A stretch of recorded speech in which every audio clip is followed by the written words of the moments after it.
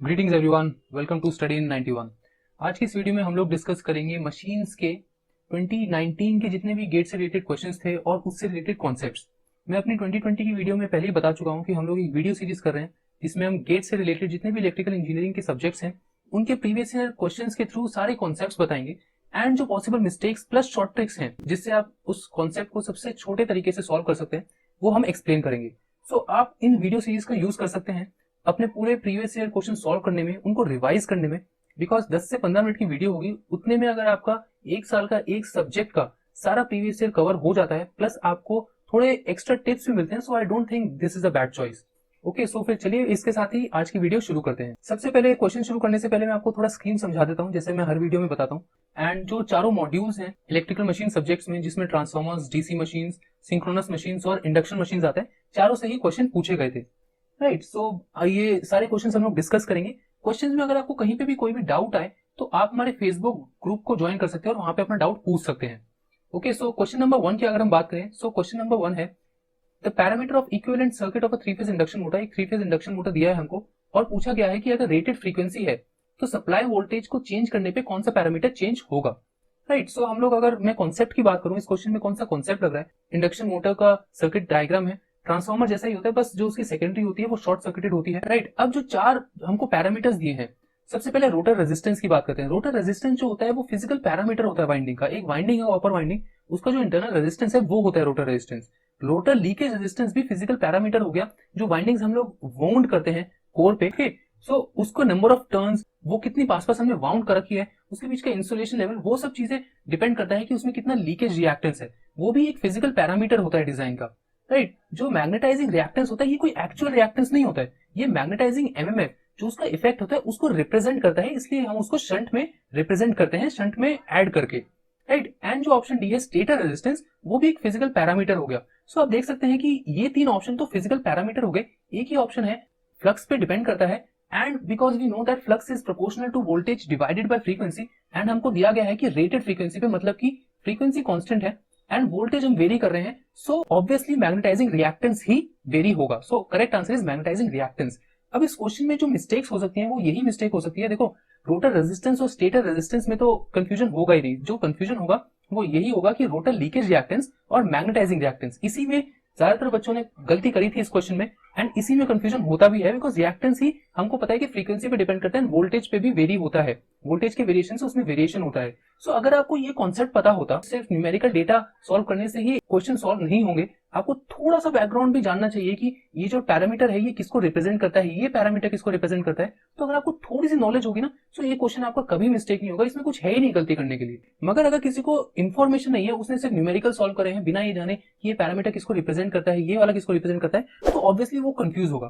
सो हम अपनी वीडियो से यही कोशिश करते हैं कि आप लोगों को सिर्फ क्वेश्चन ही सॉल्व ना करें, उससे रिलेटेड कॉन्सेप्ट पे बताएं, थोड़ा सा उससे रिलेटेड चीजें बता दें जिससे कि आपको एक आइडिया लग जाए, एंड प्रीवियस ईयर जो सही मायने में सॉल्व होनी चाहिए वैसे ही सॉल्व हो। ओके, नेक्स्ट क्वेश्चन की अगर हम बात करें, सो नेक्स्ट क्वेश्चन देखने में बहुत ही डरावना सा लग रहा है मगर है बहुत छोटा सा क्वेश्चन। राइट, पढ़ने की बजाय मैं आपको डेटा देता हूं और मैं आपको बताता हूं कि इसमें क्या क्या पूछ रहे हैं। ये कोर दे रखा है हमको, एंड कोर में दो केसेस है इसमें। सबसे पहला केस हमको दिया गया है कि परमेबिलिटी, ओके, रिलेटिव परमेबिलिटी अगर इनफाइनाइट है, so magnetic field density 1 Tesla है। ओके, ये प्रोवाइडेड है कि ऐसा है इस केस में। जो डायमेंशन है वो दे रखी है कि इसकी लेंथ 10 सेंटीमीटर है, एयर गैप है उसकी लेंथ 0.2 सेंटीमीटर है, ये सब डायमेंशन आपको प्रोवाइडेड है इस क्वेश्चन में। केस 2 है कि अगर रिलेटिव परमेबिलिटी 1000 है तो हमको मैग्नेटिक फील्ड डेंसिटी निकालनी है। सो अब इसमें हम लोग को क्या क्या पता होना चाहिए जिससे कि हम इस क्वेश्चन को सॉल्व कर सके।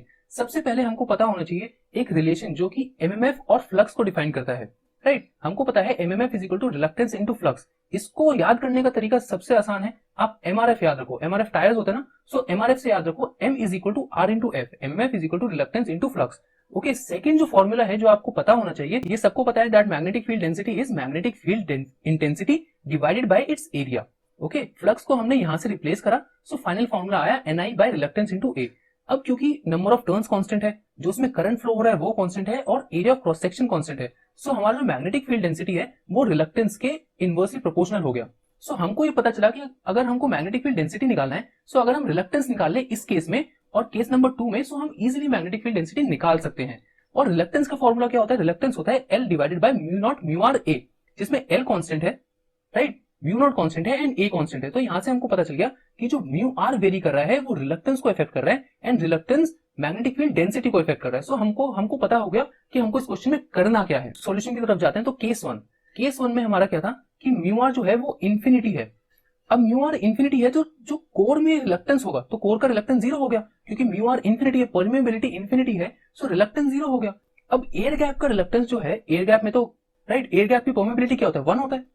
Mu r for air is equal to 1। Okay, so यहाँ पे इंफिनिटी नहीं है। सो इसलिए हम लोग जो RT1 that is reluctance in case 1 निकाला हमने, वो निकाला 0.2 सेंटीमीटर पर म्यू नॉट ए। अब इसको कैलकुलेट मत करने लग जाना कि म्यू नॉट की वैल्यू यहाँ पे पुट कर दो, सेंटीमीटर को 10⁻² ले लो, सब जितना भी ये कांस्टेंट है ना इसको पूरे को कांस्टेंट ले लो के। ओके, क्यों लोगे, क्योंकि बाद में ये कट जाएगा। इसको यहाँ पे सॉल्व करने बैठोगे तो तुम्हारा टाइम वेस्ट होगा एंड बाद में तुम्हारे पास टाइम नहीं बचेगा। जिसके पास भी बाद में रिवीजन करने का टाइम नहीं बचता, इसलिए नहीं बचता क्योंकि छोटी छोटी चीजें में कैलकुलेशन करने लग जाता है।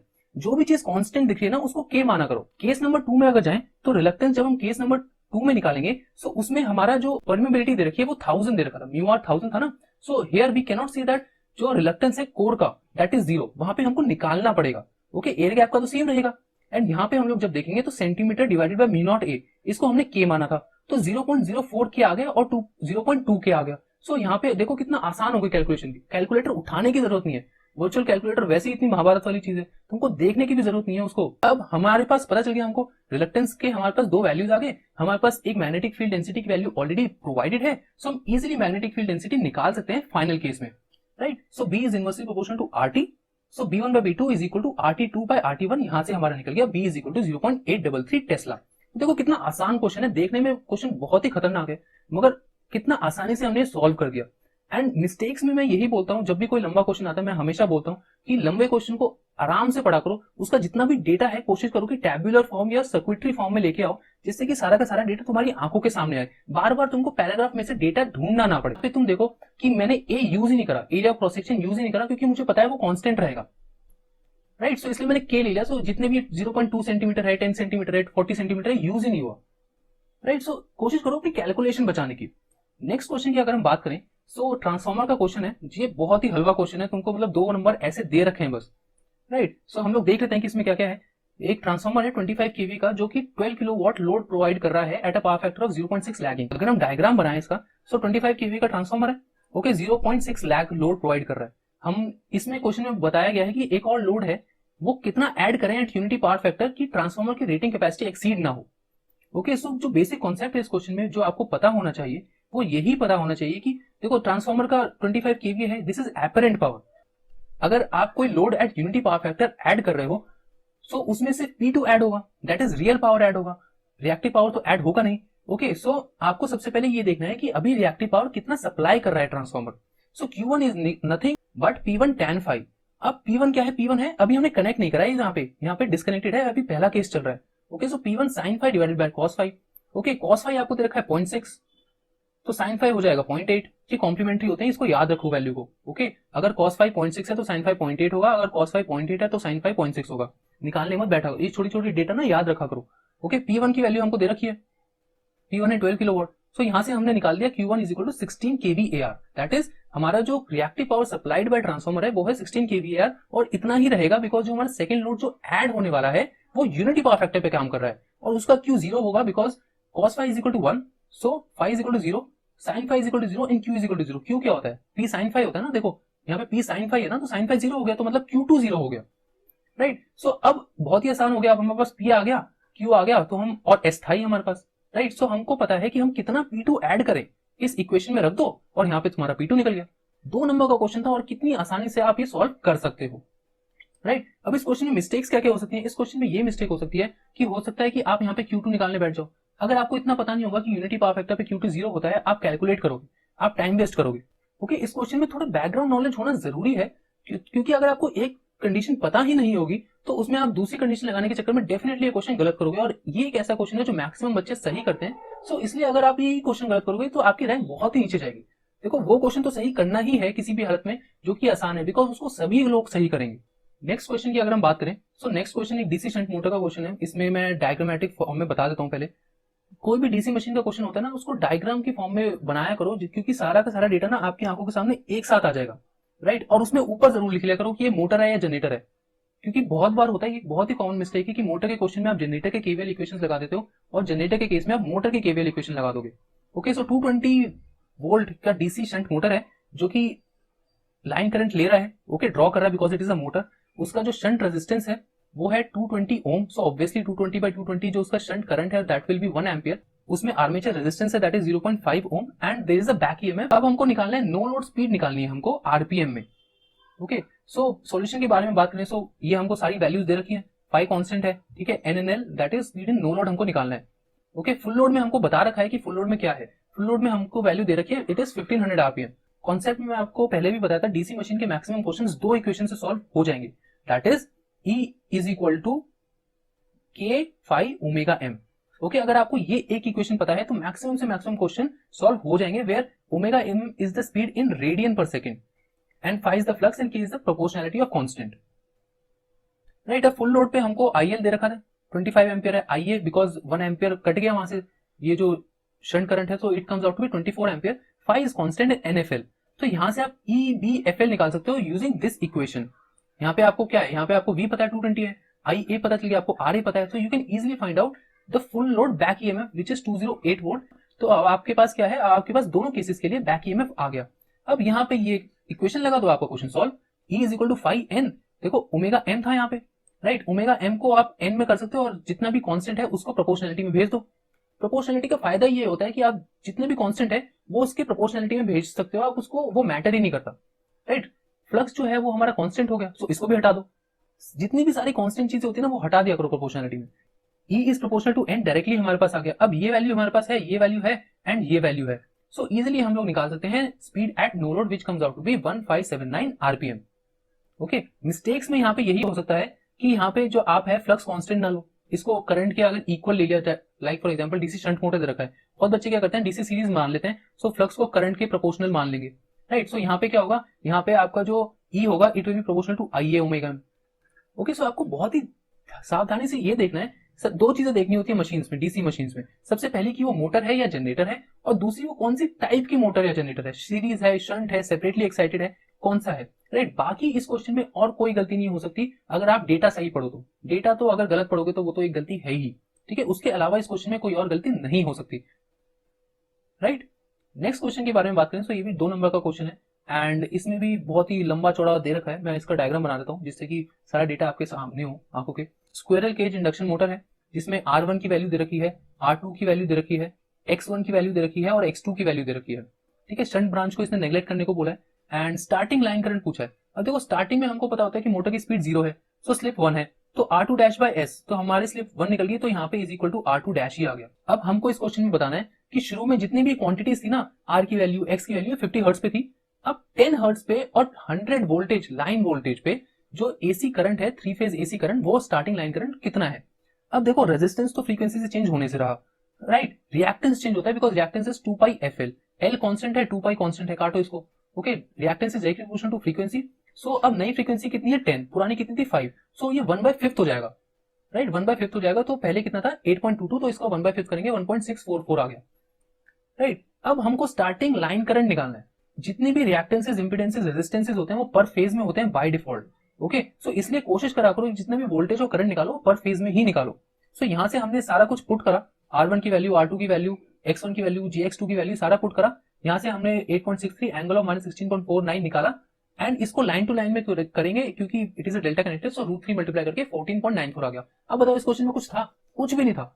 अगर आपने सर्किट बनाया, अगर आपको ये एक कॉन्सेप्ट पता है तो इस क्वेश्चन में कुछ भी नहीं है, ओके। गलती के चांसेस मैंने आपको बताया, गलती कहां कहां करोगे, एक तो डेल्टा में करोगे गलती, राइट, प्लस आप ये जो x है इसको सेम ले लोगे, यहाँ पे यही दो गलती हो सकती है इस क्वेश्चन में, और कोई गलती के चांसेस है ही नहीं, ओके। एंड थर्ड गलती जो कभी कभी होती है, क्योंकि जब मैंने आपको बोला कि फेज में करो, तो यहाँ पे कभी कभी क्या होता है कि आप ये वाली वैल्यू लिख दोगे, क्योंकि ये नैट क्वेश्चन है, न्यूमेरिकल आंसर टाइप, सो इसमें आपको पुट करना है क्वेश्चन, आपको ऑप्शंस नहीं मिलेंगे। सो ये बहुत जरूरी है, आप ध्यान रखो कि आप सही आंसर ही पुट करो। यहाँ से देखो कि वो क्या मांग रहा है, लाइन करंट मांग रहा है, राइट। सो आपको √3 के साथ मल्टीप्लाई भी करना है।